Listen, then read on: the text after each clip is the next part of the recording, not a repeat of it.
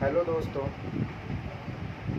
इस लॉकडाउन के टाइम में क्लास 10 के लिए मैं मैथ का क्लास लेकर के आया हूँ। और ये हम लोगों का पहला क्लास आज त्रिकोणमिति ट्रिग्नोमेट्री का होने वाला है। तो ट्रिग्नोमेट्री में आप लोग बहुत सारे स्टूडेंट्स ऐसे होंगे जो ट्रिग्नोमेट्री का नाम पहली बार सुने होंगे, या कुछ ऐसे स्टूडेंट्स होंगे जो ट्रिग्नोमेट्री का सिर्फ नाम ही सुने होंगे। तो ट्रिग्नोमेट्री में कैसे कैसे सवाल आते हैं, क्या क्या कॉन्सेप्ट होता है, सब हम लोग धीरे धीरे करके पढ़ेंगे। और आज ये पहला क्लास है, तो इसमें ट्रिग्नोमेट्री का क्या बेसिक है वो बेसिक आज समझाया जाएगा पूरा। और जुड़े रहिएगा, आगे भी हम वीडियो से ट्रिग्नोमेट्री के वीडियो सीरीज आगे भी डाला जाएगा, तो उनसे जुड़े रहिएगा। उसके बाद सीरीज़ ख़त्म होने तक उसके बाद आप लोगों को ट्रिग्नोमेट्री में आर.एस. अग्रवाल, एन.सी.ई.आर.टी. इन दोनों से किसी तरह का कोई दिक्कत नहीं होने वाला है, ठीक है। तो हम लोग शुरुआत करते हैं। ट्रिग्नोमेट्री जो होता है वो 3 वर्ड से मिलकर बना होता है, ठीक है। उस 3 वर्ड में पहला वर्ड है त्रि, इसका मतलब होता है 3। दूसरा यहाँ पे कोण दिया गया है, दोनों होता है, ठीक है। और तीसरा दिया गया है मिति। मिति का मतलब मेट्रॉन, यहाँ पे मेट्री जो यहाँ पे लगा है मेट्री, ये मेट्रॉन से बना है, इसका मतलब होता है माप। गौण का मतलब भुजा होता है, गौण का मतलब होता है भुजा, लेकिन आप हिंदी में देखेंगे तो कहेंगे कि यहाँ कोण है और यहाँ कहेंगे कि आप यहाँ पे भुजा है। तो दोनों में डिफरेंस क्या है? तो त्रिकोणमिति जो होता है ना वो बेसिकली हम लोग राइट एंगल ट्रायंगल में पढ़ते हैं। हम लोग जानते हैं कि ट्रायंगल बहुत तरह के होते हैं। ट्रायंगल होता है, ये राइट एंगल ट्रायंगल है ABC, ये एक ट्रायंगल है ABC, समबाहु त्रिभुज जिसका तीनों भुजा बराबर।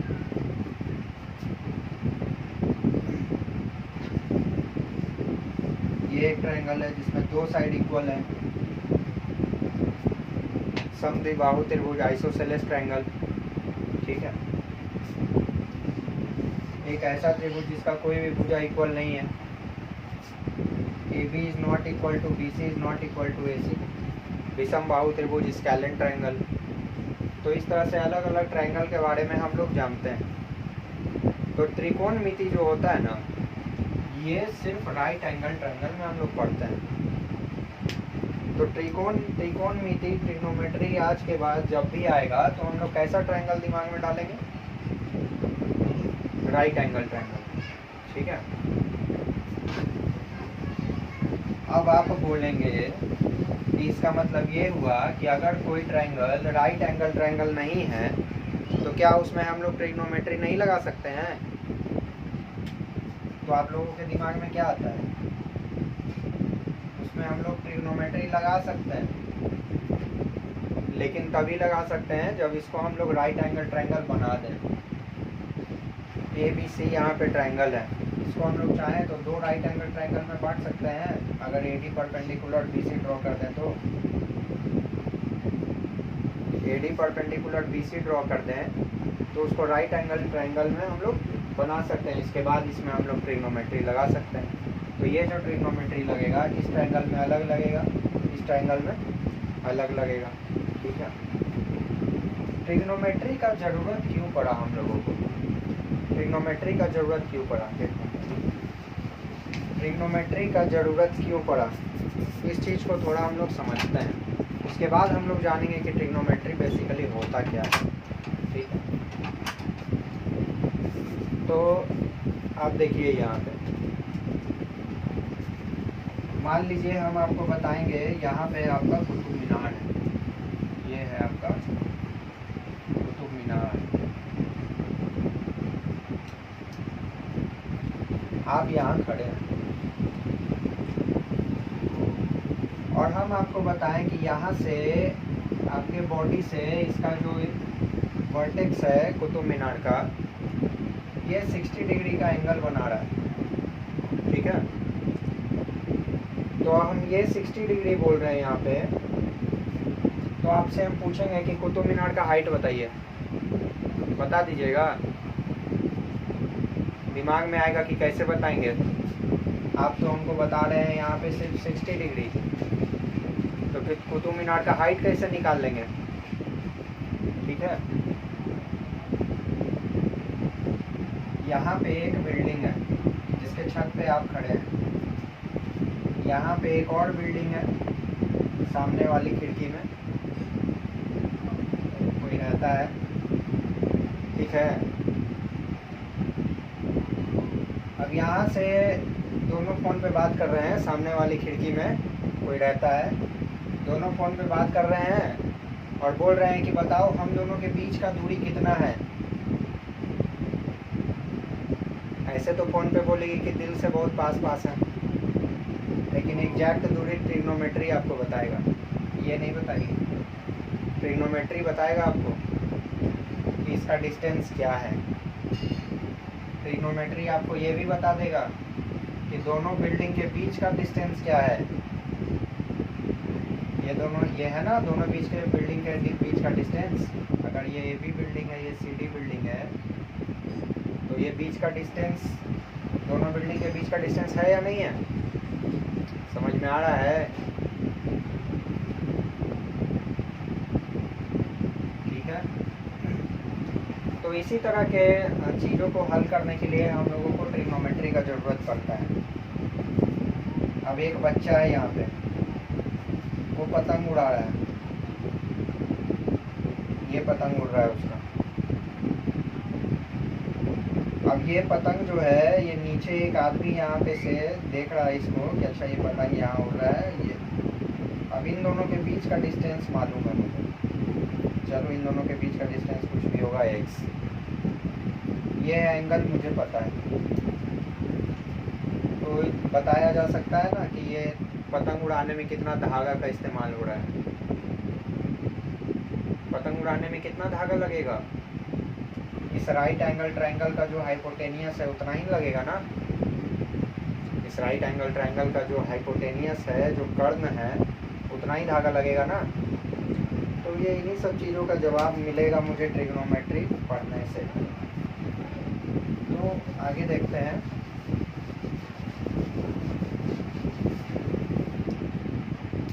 तो अभी हम यहाँ पे बोले हैं कि ट्रिग्नोमेट्री में हम लोग राइट एंगल ट्रायंगल में पढ़ते हैं। ट्रिग्नोमेट्री को राइट एंगल ट्रायंगल में ही पढ़ते हैं और किसी ट्रायंगल में नहीं। तो जब राइट एंगल ट्रायंगल का बात किया जाता है तो इसमें तीन चीज़ें होती हैं।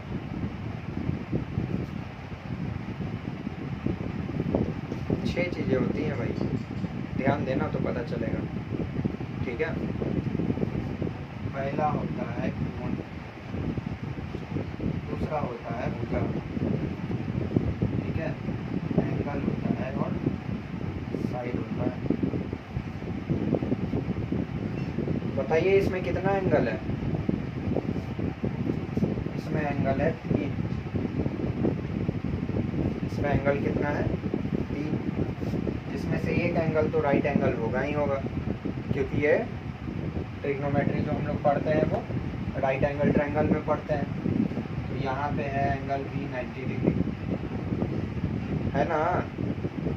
और जब एक एंगल किसी भी समकोण त्रिभुज का, किसी भी राइट एंगल का एक एंगल जब समकोण होगा, 90 डिग्री होगा, तो बाकी जो दो एंगल है वो अपने आप न्यून कोण होगा, 90 डिग्री से कम होगा।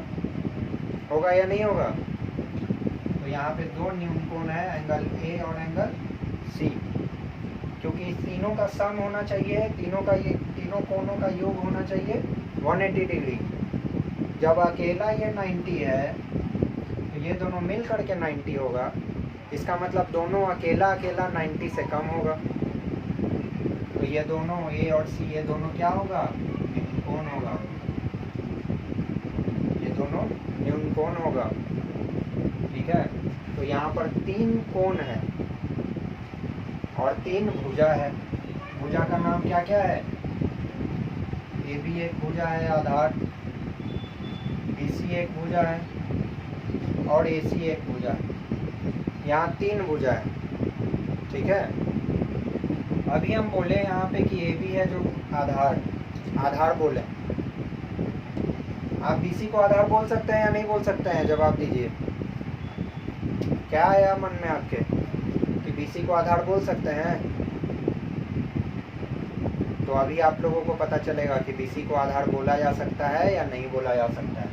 तो अभी हम लोग यहाँ देखें कि कोण जो है वो 3 है, भुजा है वो भी 3 है, ठीक है। अब इस 3 भुजा में, चूंकि ये समकोण त्रिभुज है, तो इस 3 भुजा में लंब होगा, आधार होगा और कर्ण होगा, परपेंडिकुलर होगा, बेस होगा और हाइपोटेनियस होगा। परपेंडिकुलर, बेस और हाइपोटेनियस होगा। तो जब परपेंडिकुलर, बेस और हाइपोटेनियस होगा तो पाइथागोरस थ्योरम होगा या नहीं होगा? पाइथागोरस थ्योरम होगा या नहीं होगा? पाइथागोरस थ्योरम होगा। और पाइथागोरस थ्योरम क्या कहता है? पाइथागोरस थ्योरम कहता है कर्ण का स्क्वायर इक्वल टू लंब का स्क्वायर प्लस आधार का square, h square is equal to p square plus b square, ठीक है। इतनी बात आई समझ में? अरे आ रहा है समझ में? तो ये h square equal to p square plus b square होगा। अब ये कैसे डिसाइड करेंगे कि इसमें लंब कौन होगा, आधार कौन होगा और कर्ण कौन होगा? ये ट्रिग्नोमेट्री में सीखना बहुत जरूरी है, लंब, आधार और कर्ण का कॉन्सेप्ट, और इसमें कभी गड़बड़ी नहीं होना चाहिए। तो अभी ध्यान से हम लोग इसको सीखते हैं कि लंब किसे कहते हैं, आधार किसे कहते हैं और कर्ण किसे कहते हैं, ठीक है।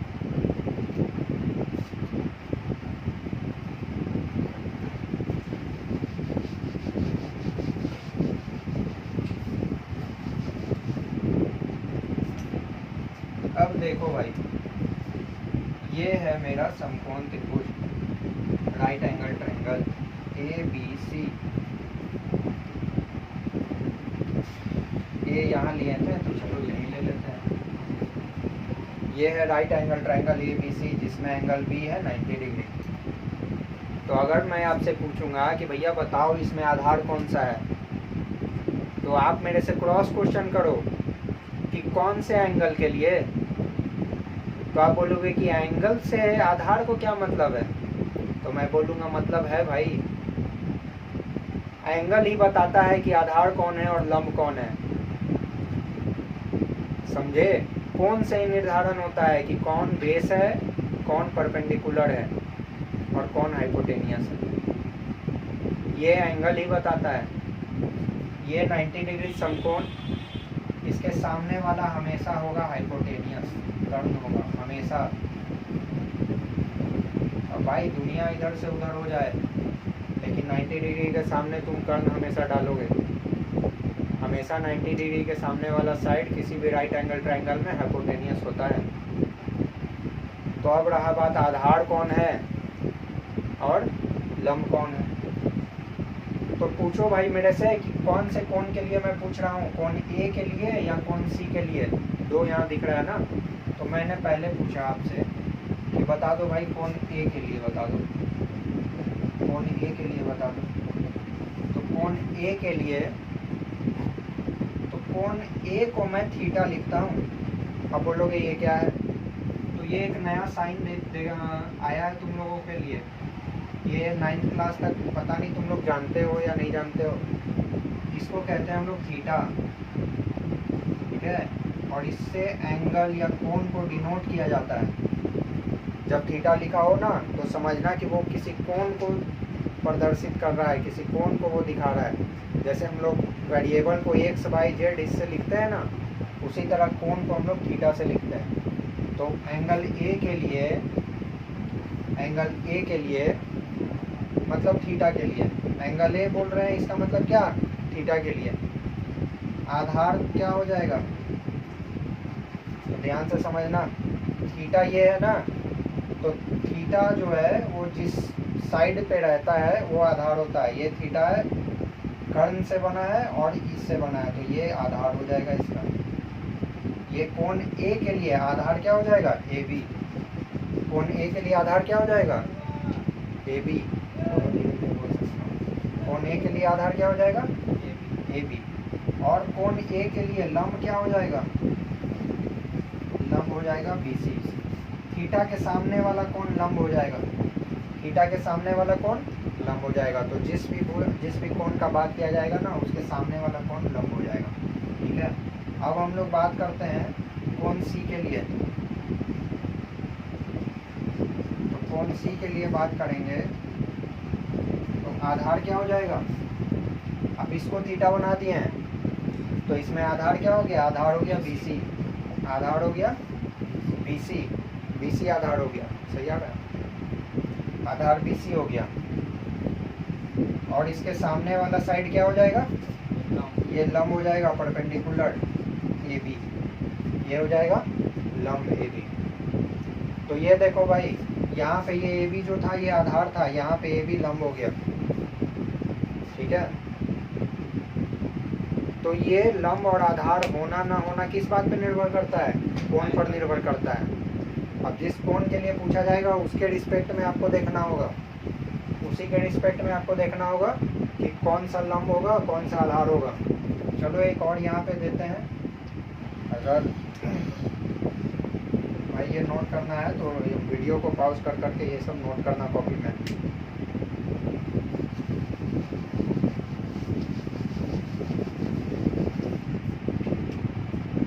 अब भाई यहाँ पे ये देखो तुम, अब यहाँ पे एक मैं ट्रायंगल ऐसा बना रहा हूँ और ये सवाल तुम लोगों के लिए है।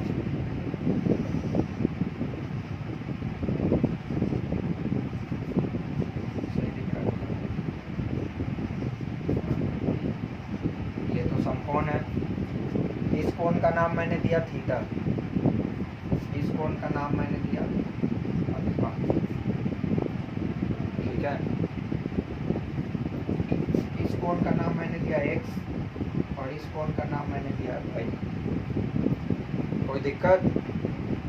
ये दो समकोण त्रिभुज है, दो राइट एंगल ट्रायंगल है, दोनों को मैंने ज्वाइन कर दिया है।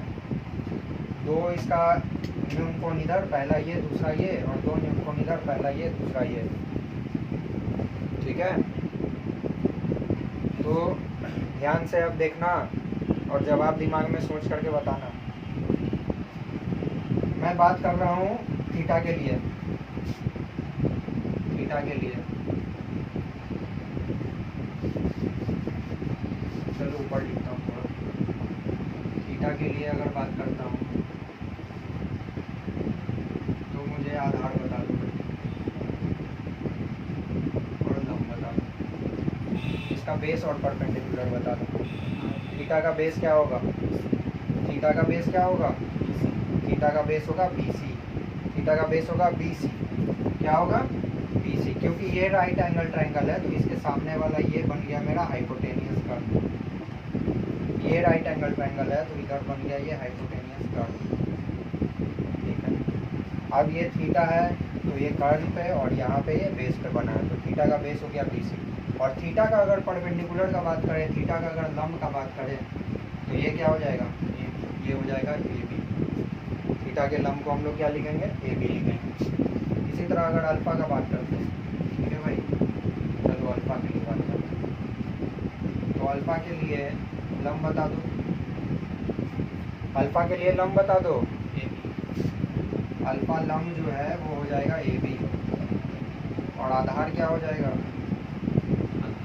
अल्फा का बेस क्या होगा, अल्फा का बेस क्या होगा, बी डी हो जाएगा। ठीक है भाई, आ रहा है समझ में? अल्फा का बेस हो जाएगा बी डी और अल्फा का लंब हो जाएगा इसके सामने वाला।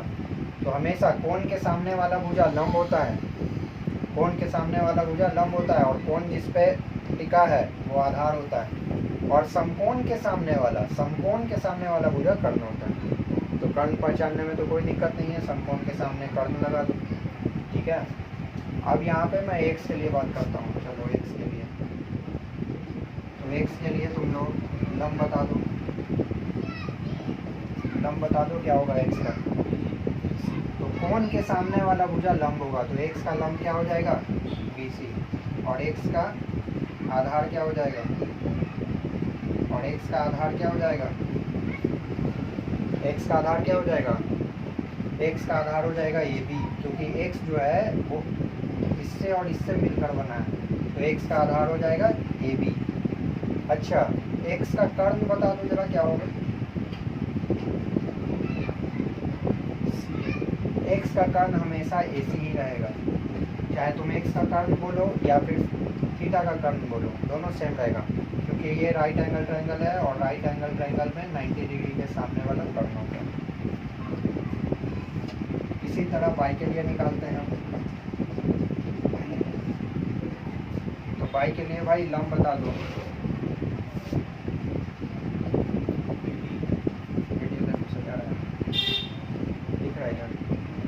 बाई के लिए लंब क्या हो जाएगा, BD हो जाएगा। बाई के लिए लंब क्या हो जाएगा, BD हो जाएगा। और बाई का आधार क्या हो जाएगा, बाई का आधार क्या हो जाएगा, AB हो जाएगा। और कर्ण इसका सेम है, AD है।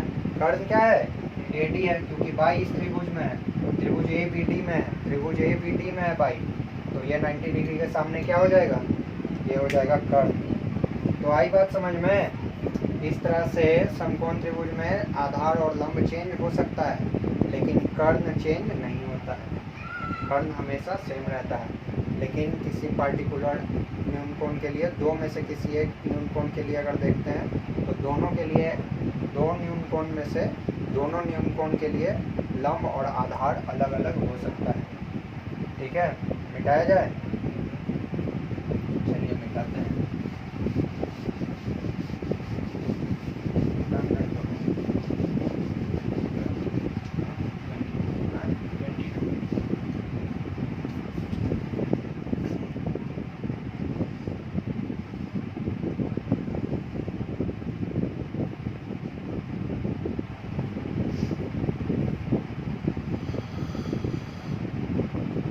यहाँ डाले थे, ये यहाँ डाले थे, सी यहाँ डाले थे। चलो, तो इसमें ये 90 डिग्री के सामने, और अगर हम लोग इसको थीटा कंसीडर करते हैं, मतलब इस एंगल का बात कर रहे हैं, कोण A का बात कर रहे हैं, कोण A के लिए हम लोग देखते हैं इस त्रिभुज को। ठीक है, तो कोण A के लिए देखेंगे तो 90 डिग्री के सामने वाला कर्ण हो जाएगा, इसको हम लोग स्मॉल h से लिखेंगे। ठीक है, स्मॉल h से लिखेंगे। स्मॉल h का मतलब क्या हुआ, हाइपोटेनियस, हाइपोटेनियस। और इस थीटा एंगल को कंसीडर किए हैं, थीटा एंगल के लिए हम लोग देख रहे हैं, तो थीटा एंगल के लिए देख रहे हैं, तो थीटा के लिए बेस क्या हो जाएगा, आधार, बेस क्या हो जाएगा इसका, बेस हो जाएगा AB, ये हो जाएगा आधार। आई बात समझ में, ये आधार हो जाएगा। ठीक है, और इस थीटा के लिए लंब क्या हो जाएगा, तो इसके सामने वाला ये हो जाएगा लंब।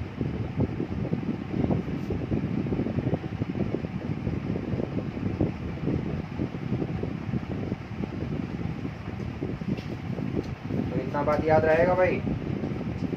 हाँ, ये राइट एंगल ट्रायंगल का हम लोग इंट्रोडक्शन देख लिए हैं। अब नेक्स्ट क्लास में हम लोग ट्रिग्नोमेट्रिक रेशियो के बारे में पढ़ेंगे। ठीक है, तो नेक्स्ट क्लास में आप लोग अवेलेबल रहिएगा, और कोई डाउट होगा तो कमेंट सेक्शन में लिख करके आप लोग सेंड कर सकते हैं, तो उसमें आपका डाउट का जवाब दिया जाएगा। चलिए ठीक है, थैंक यू।